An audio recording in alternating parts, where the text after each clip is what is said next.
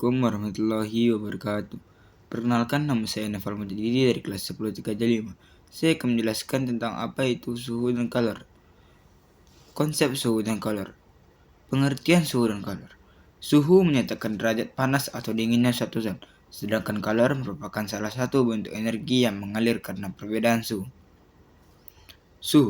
Satuan suhu adalah Kelvin, termasuk besaran pokok, sedangkan kalor satuannya adalah Joule atau T/J, termasuk besaran turunan. Satuan khusus kalor disebut kalori atau kalori.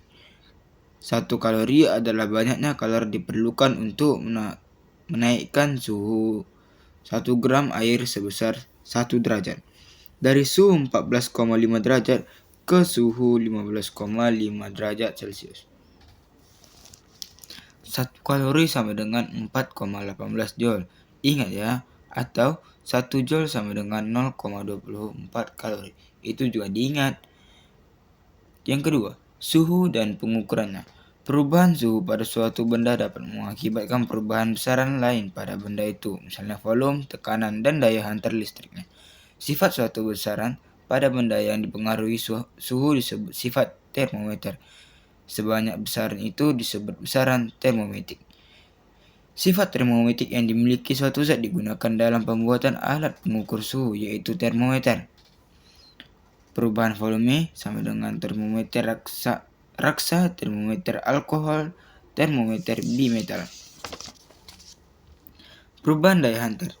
Termometer elektrik atau termometer digital. Zat yang digunakan dalam termometer sebagai petunjuk suhu disebut zat termometrik. Termometer optik, priometer.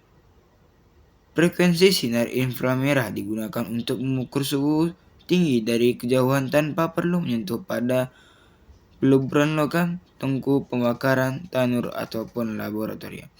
Cara kerja termometer. Termometer bekerja berdasarkan perubahan sifat pada zat termometrik yang digunakan dalam termometer itu terhadap perubahan suhu. Secara umum, skala termometri ditentukan berdasarkan 2 nilai suhu yang dikenal sebagai titik tetap atas dalam kurung TA dan titik tetap bawah dalam kurung TB.